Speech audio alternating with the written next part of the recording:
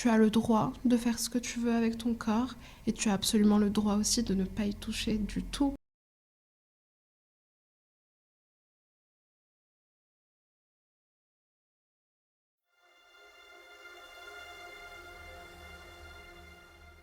Les vulves, les seins, le sexe, les fesses, l'amour, le regard de l'autre, notre rapport au corps et à l'intime. Autant de sujets trop longtemps oubliés que l'on a envie de dévoiler avec vous. Bienvenue sur Pluriel Singulier, le podcast qui part à la rencontre de personnes du quotidien, prêtes à nous raconter leur expérience liée à un questionnement intime. Personnalités, amis, auteurs, autrices, voisins de métro, collègues, entrepreneurs, entrepreneuses, lovers. On écoute toutes les voix qui ont envie de nous partager leur histoire. Certaines font naturellement du bruit, d'autres sont plus discrètes. Mais chaque voix a ce quelque chose à apporter. Des envies, des peurs, des promesses, un savoir, des interrogations, une expertise. Alors, partons à leur rencontre ? Et si en fait, on était tous prisonniers ? Enchaînés à ce qu'on connaît, on vit comme on peut des situations qui ne nous conviennent pas forcément. On ne s'interroge pas vraiment, c'est juste que instinctivement, on va vers ce qu'on a toujours connu, voilà tout. Mais dans ce cas-là, sommes-nous vraiment conscients de qui nous sommes vraiment, de ce qui nous plaît vraiment ? Et puis, il y a celles et ceux qui en souffrent carrément, de ce quotidien qui les ronge. Ils et elles font semblant, et elles se cachent, ils étouffent dans l'ombre d'une fausse identité. Alors aujourd'hui, on commence par libérer la parole pour déconstruire des situations façonnées par des injonctions sociétales et des habitudes ancestrales. On ouvre les oreilles pour ouvrir les esprits, on s'interroge pour prendre conscience. Comment on fait pour se sentir libre ? Se libérer de la peur, du regard de l'autre, des codes, du genre, se libérer des injonctions relatives à la sexualité, se libérer d'hier et de demain, se libérer de son corps. Autant de libérations abordées avec Aïcha, Arnaud et Abby Beach. Eh bien, bonjour Aïcha. Bonjour. Aïcha, tu es la fondatrice du compte Instagram Mystère et Boule d'Orgasme. Et tu es aussi, entre autres, la réalisatrice du documentaire qui porte le même nom. Exact. On est hyper heureuse avec Alice de te recevoir aujourd'hui. On a adoré ton documentaire. On a plein de questions à te poser. Super. C'est quoi pour toi se sentir libre ? Se sentir libre, c'est un objectif pour moi. Ça l'a toujours été d'ailleurs. Et je travaille tous les jours pour me sentir un peu plus libre que la veille. J'ai changé de pays pour me sentir plus libre. Ça a marché. Donc j'ai grandi au Maroc jusqu'à mon bac. Je suis arrivée ici pour mes études supérieures. Et je me suis sentie déjà beaucoup plus libre. Et même si je suis là en France, pays de droits de l'homme, pas des femmes, je sais pas, un peu quand même. On a beaucoup de chance ici. Avec un grand H. Mais oui, il y a toujours beaucoup de travail à faire. Même si on se sent libre dans la société, il s'agit de se sentir libre au fond de soi-même et donc se donner la liberté d'être libre soi-même, sans cadre en fait. Je suis toujours en train de travailler là-dessus.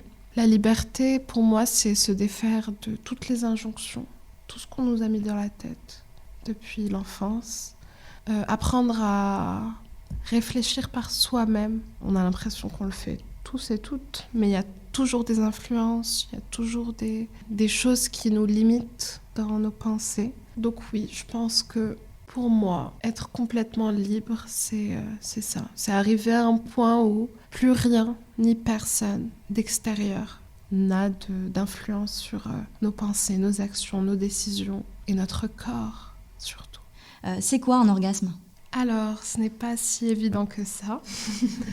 Un orgasme, disons que la définition générale correspondrait à un point culminant dans un acte sexuel, un acte charnel, où les hormones et l'excitation atteint un point, un climax, où il y a une certaine libération, un certain lâcher-prise qui peut se manifester par des contractions chez les femmes, chez la plupart d'ailleurs, par une éjaculation chez les personnes qui ont un pénis, dans la plupart des cas, mais ce n'est pas tout le temps le cas. Parfois, il y a des éjaculations sans orgasme, on n'en parle pas assez d'ailleurs. Un orgasme, c'est surtout quelque chose de propre à chacun et à chacune, je pense. On a toutes et tous une définition différente. un rapport avec notre corps, notre ressenti, nos sensations, notre plaisir. Et donc même s'il y a une définition globale, un peu scientifique, disons, qui correspond à ce point culminant, ce climax, je crois que ça dépend de chaque personne. Je pense qu'il y a autant d'orgasmes que de personnes, mais qu'il y a aussi différents types d'orgasmes qui peuvent être communs aux personnes. Ce n'est pas complètement théorisé, mais on sait qu'il y a différents orgasmes. Des orgasmes qui sont plus localisés dans une zone, des orgasmes qui sont plus liés au corps entier. On dit par exemple qu'à la différence de l'orgasme du pénis, l'orgasme prostatique est quelque chose qui se ressent dans le corps entier, de la tête aux pieds. Je ne sais pas personnellement, je ne l'ai jamais essayé, mais je sais qu'il y a différentes sortes d'orgasmes aussi, par rapport aux zones. Et quelle est la différence entre un orgasme et le fait de jouir ? Est-ce que c'est la même chose ? C'est pas la même chose ? C'est quoi la différence ? Alors, encore une fois, c'est propre à chacune, à chacun.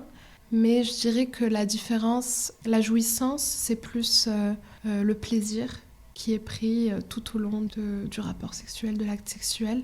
Et que l'orgasme, c'est donc ce point culminant-là, où il y a tout le corps qui se contracte, les muscles et le lâcher-prise. Cette sorte d'élévation, on va dire, spirituelle pour certaines, mécanique pour d'autres, ça dépend. Et alors, c'est quoi le plaisir sexuel ? Le plaisir sexuel, donc, est-ce que je vais commencer toutes mes réponses par, encore une fois, c'est propre à chacun et à chacune. C'est une très belle réponse. Donc, mais je dirais que le plaisir sexuel, ça peut être la stimulation de zones érogènes qui peuvent être localisées dans tout le corps en fonction des personnes.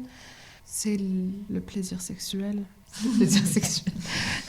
Et notamment, en tout cas, dans ton documentaire, tu parles de l'importance de se reconnecter ou de reconnaître, de connaître, de partir à la découverte de son plaisir à soi, en tout cas, plutôt plaisir féminin en tout cas.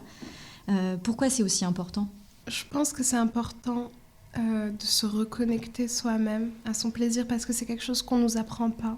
On n'a pas d'éducation sexuelle concernant le plaisir.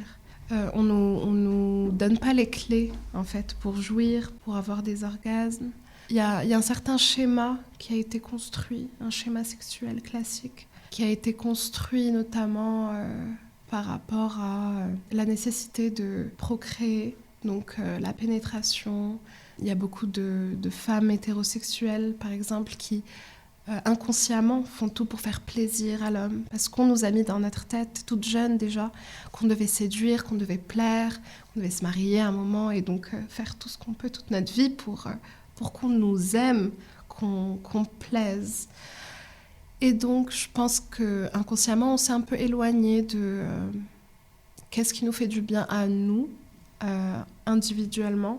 Et comme on ne nous l'apprend pas non plus, à prendre un miroir, regarder comment ça se passe, se toucher partout, pas juste dans une zone en particulier. Je pense que c'est très important de s'explorer, de chercher ce qui nous fait du bien. Et ça peut se faire de toutes les manières. Et il n'y a aucune manière qui est ridicule. Tout est normal, en fait. On ne doit pas se cantonner, en fait, dans un schéma qu'on nous a imposé et juste voir ce qui nous fait plaisir. Et si ça fait plaisir, c'est bien. Et pourquoi est-ce que ça fait peur, une femme qui se connaît son plaisir ? J'ai noté quelques citations du documentaire, dont une par exemple, une personne qui dit « Le jour où j'ai réussi à me donner un orgasme toute seule, je me suis sentie tellement libre, tellement femme. » Elle est incroyable cette citation. « Je me suis dit que je ne pouvais m'offrir la meilleure sensation au monde toute seule. » Ok, waouh. Il y en a une autre qui dit « Une femme qui sait se faire jouir, c'est une femme qui fait peur à la société, car c'est une femme indépendante, une femme puissante. » Waouh. Ça me donne la chair de poule parce que c'est hyper juste. Pourquoi, selon toi, une femme qui sait se faire jouir, une femme qui connaît son plaisir, c'est une femme qui fait peur ? Je pense que c'est parce que c'est une femme qui a le contrôle, en fait, de son corps, d'elle-même, et donc qui peut potentiellement avoir un contrôle sur son entourage, sur ses actions, sur sa place dans la société, en fait. Chose que le patriarcat a toujours essayé de freiner, le contrôle féminin, le fait qu'on prenne de la place, que ça soit sexuellement, que ça soit même physiquement, une femme qui parle fort, une femme qui rit fort, une femme qui prend de la place dans les conversations, ça dérange toujours. Une femme qui jouit et qui sait avoir des orgasmes toute seule, sans avoir besoin de son compagnon masculin pour son plaisir, ça fait forcément peur. Après, ça doit sûrement revenir à des choses dans l'histoire, dans la politique, que je ne maîtrise pas complètement, mais je vais creuser le sujet. Avec plaisir. Ce qui est intéressant aussi tout est intéressant dans ton documentaire, mais c'est que tu as aussi interviewé des hommes, hétérosexuels également, et c'est assez intéressant parce qu'à un moment, ils témoignent sur aussi les injonctions qu'eux peuvent subir en tant qu'hommes et leur rapport à la virilité. Il y a un des interviewés qui dit que il a toujours peur de ce moment où il doit dévoiler son pénis parce que il faut qu'il respecte une certaine taille, une certaine vigueur, et en fait c'est aussi hyper intéressant de se rendre compte que tout un travail autour du plaisir féminin déconstruit pas seulement la place de la femme, mais aussi finalement régit d'un côté aussi la place de l'homme dans tout ça, en fait. Si on déconstruit tout, ça joue aussi sur l'homme, quoi. Alors, le sujet de l'orgasme féminin, du plaisir féminin, pour moi, c'était plus un prétexte pour aborder plein de sujets. Et plein de sujets qui découlent du patriarcat, en fait. Et la pression sociale qui est infligée aux hommes cis hétéros est aussi importante en fait que la pression que subissent les femmes dans leurs conditions de femmes, je pense. On a donné une place très importante aux hommes, à la virilité. On s'imagine même pas ce qu'ils vivent eux en fait dans leur tête en termes de honte, de pression, de trauma que ça peut apporter aussi. D'où le fait d'avoir peur de sortir son pénis dans un acte sexuel. Je pense que le poids du patriarcat pèse aussi lourd sur les hommes que sur les femmes. Et en fait, l'ennemi est commun. C'est pas de la faute d'un genre ou d'un autre. C'est vraiment la faute du système, de la manière dont il a été construit, de la manière dont il a voulu tout contrôler. Et c'est plus facile pour le système de nous contrôler en nous divisant et en nous faisant croire que nous sommes complètement différents et qu'il faut avoir honte de se dévoiler entièrement, son corps, ses attributs, ses organes génitaux. Donc oui, la pression doit être monstre aussi pour eux. J'ai dit plutôt que le poids du patriarcat pesait peut-être aussi lourd sur nous que sur les hommes, mais je ne sais pas exactement ce que j'avance. Je sais pas. Et justement, quand tu parlais de cette idée de plaire à l'autre quand on a une relation sexuelle, donc plaire à un homme dans une relation hétérosexuelle, on a souvent dit qu'il y avait 2 types d'orgasmes qui existaient. Pourquoi on a dit ça ? Tu veux dire orgasme clitoridien et vaginal ? Tout à fait. Et je pense que ça, c'est un malentendu qui doit venir de l'époque de Freud, je pense, qui nous a fait croire que le plaisir clitoridien était un plaisir immature et que le plaisir mature de la femme correspond à l'intérieur du vagin. Mais parce que ça les arrange, parce qu'ils sont plus à l'aise à l'intérieur de nos vagins qu'en nous touchant tout autour, je pense. Puis, je pense que c'est très lié aussi à la question de l'excision. Vous savez, on excise encore aujourd'hui des femmes dans certaines sociétés. Pourquoi ? On leur coupe, dans certaines pratiques, le gland du clitoris pour qu'elles ne se rendent pas compte elles-mêmes de leur plaisir qui est à l'extérieur et qu'elles ne puissent avoir du sexe qu'en étant pénétrées par un homme. Enfin, je trouve ça incroyable. C'est nous enlever notre faculté de nous rendre compte nous-mêmes qu'il y a quelque chose qui fait plaisir en touchant quelque part. Je trouve que c'est très grave. Mais bon, c'est un autre sujet.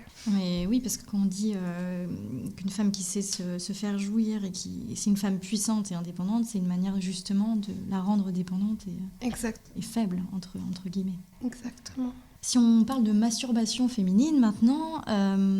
J'adore. Eh ben, nous aussi, ça tombe bien. On a été assez...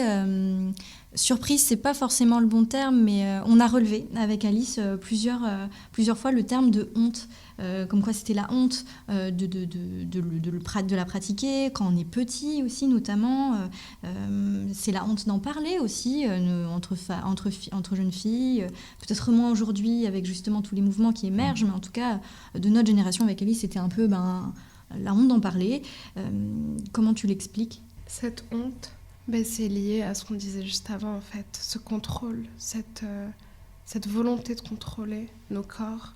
On nous a toujours fait croire que c'était sale, qu'il fallait absolument pas se toucher, que ça pouvait être dangereux, parce que justement, on ne voulait pas forcément qu'on prenne possession de notre plaisir. Je pense qu'il doit y avoir des explications aussi concernant des mythes qui ont dû faire croire aux femmes depuis toujours qu'il fallait pas se toucher. Je saurais pas exactement. Pareil, je me suis pas penchée énormément sur la question. Mais ce que je sais, c'est que c'est partout présent, cette honte, et encore aujourd'hui. Et peu importe l'âge, il y a des femmes qui ont eu des enfants et qui n'arrivent toujours pas à se toucher quand même.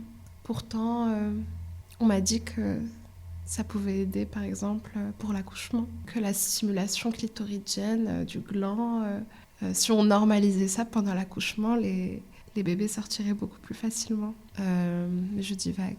Et, par exemple, je trouve qu'il y a un énorme gap entre à la fois une extrême culpabilité qu'on peut ressentir en tant que femme de pratiquer la masturbation féminine, et d'un autre côté, il y a aussi une dynamique de aujourd'hui, si tu le fais pas, t'es pas à l'aise dans tes pompes, t'es pas en 2021. Alors ça, c'est une pression qui... Voilà, il y a une double pression. C'est ça, mais c'est un peu la contrebalance, je sais pas si on peut dire ça, mais avec toute l'émergence de ces mouvements féministes, on commence à avoir la pression de l'orgasme, la pression de la masturbation.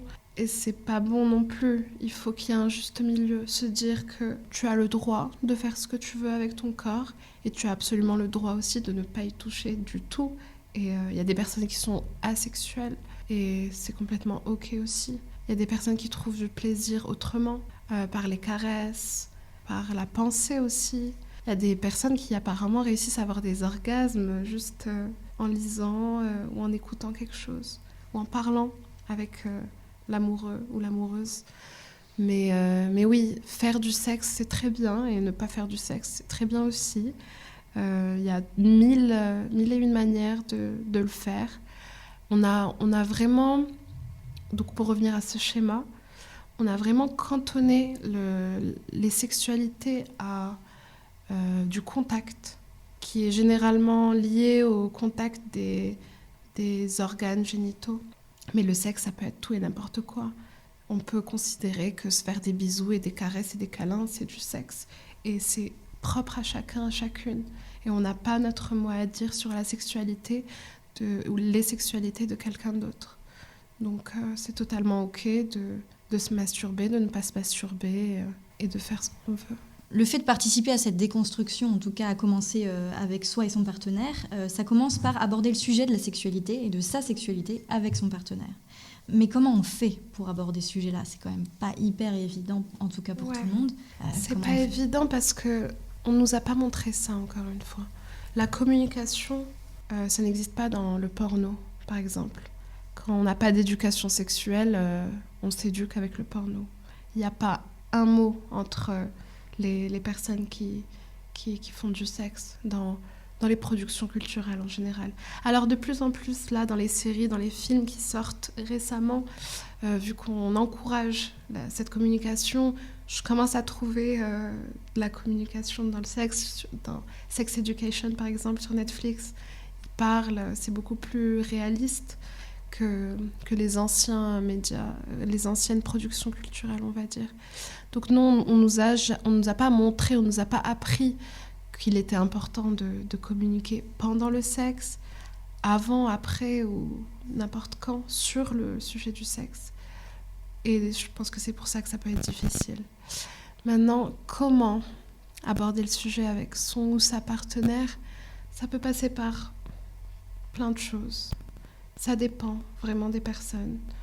La communication peut être verbale, peut être non verbale.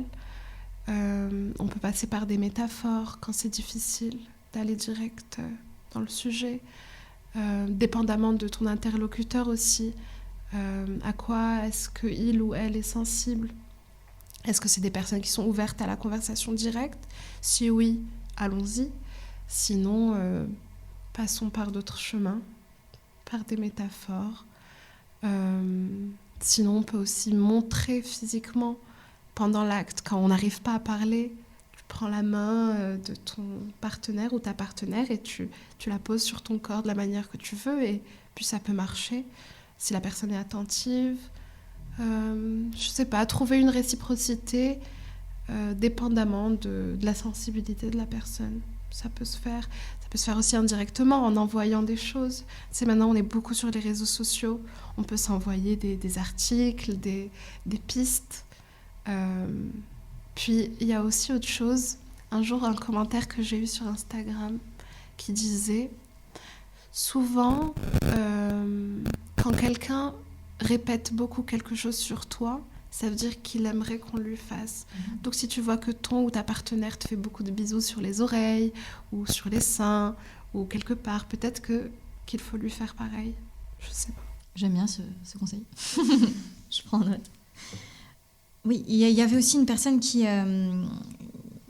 parlait de la découverte de sa personnalité. En gros, que c'était à partir du moment où cette personne avait compris ce qui lui faisait plaisir, enfin voilà, était en accord avec son plaisir sexuel, que cette personne a vraiment compris je crois que c'était un homme, qui il était. Du coup, est-ce que découvrir son plaisir, c'est découvrir qui on est vraiment? Je sais pas, sûrement, pour certaines personnes. Je pense que moi, c'était le cas. Découvrir qui on est vraiment, mais surtout, je dirais, s'approprier qui on est et se donner de la force pour accomplir ce qu'on a envie d'accomplir. Je sais par exemple que, en ce qui concerne mon travail, je me donne la force par le sexe. Plus je découvre comment je prends du plaisir, plus j'ai de la facilité à découvrir des choses sur moi-même. Donc oui, en fait, carrément, je suis d'accord. Est-ce que c'est parce que ça permet de s'aimer, d'être en accord avec soi? Absolument. Je pense que ça doit être ça. Après, la notion de s'aimer est encore un peu vague, même pour moi. Mais ça doit sûrement être lié. Parce que dans le documentaire, il y a une personne qui parlait de ses complexes. Si on a honte de notre corps, de nos vergetures. Exactement. Si on veut faire l'amour dans le noir, parce qu'on ne veut pas se voir nous-mêmes dans l'acte, parce qu'on ne s'accepte pas nous-mêmes, c'est difficile d'avoir du plaisir. C'est ce qu'elle dit. Mais est-ce que finalement, la quête du plaisir, c'est pas le meilleur des médicaments? On parlait de contre l'insomnie, face à l'endométriose, la migraine, les complexes. C'est vraiment le meilleur des médicaments. Je recommande. La dernière qu'on pose absolument sur tous les épisodes, n'importe quel sujet confondu. C'est quoi pour toi l'intimité, Aïcha? L'intimité, je pense que c'est quelque chose qui a un lien avec l'intérieur, le secret. Quelque chose qu'on lie souvent à la sexualité d'ailleurs. Mais pourquoi est-ce que la sexualité doit être personnelle et secrète? Jusqu'à quel point, en fait? Je pense que l'intimité, c'est quelque chose de très beau d'un côté, parce que c'est quelque chose de personnel, d'intérieur, de secret. Mais que d'un autre côté, ça peut être l'objet d'une certaine pression sociale qui peut être pesante. Quelle est la limite entre l'intime, donc ce qui te concerne toi, intérieurement, secrètement, et le non-intime? Je sais pas, je me pose la question. Donc comme je l'ai dit avant, on lie souvent l'intimité à la sexualité, ou en tout cas c'est ce qui me vient à la tête maintenant. étant donné notre sujet, mais qui a décidé que la sexualité devait être intime et secrète. Ça peut l'être, carrément, et c'est important de garder son jardin secret, comme on dit, je mets ça entre guillemets. Mais je crois que s'il y avait moins ce caractère intime dans la sexualité, il y aurait peut-être moins de complexes et de honte. Donc l'intimité, je crois que c'est propre à chacune, à chacun, encore une fois. Je crois que j'ai répété cette phrase au moins 36 fois dans l'épisode. Mais oui, donc quelque chose de secret, de personnel, qui ne doit pas forcément rester secret personnel. Merci beaucoup Aïcha, c'était un plaisir de t'écouter. Plaisir partagé. Très enrichissant. Merci beaucoup. C'était trop cool. Un grand merci à vous pour votre écoute et surtout merci à nos invités. Si vous avez aimé notre épisode, n'hésitez pas à nous soutenir en vous abonnant aux différentes plateformes, à nous laisser un commentaire ou à en parler autour de vous. Et si vous en voulez encore plus, suivez-nous sur Instagram, @nidé_co. Vous y retrouverez les dernières actualités de la marque et toutes les infos de nos prochains épisodes. Alors, on vous dit à très vite!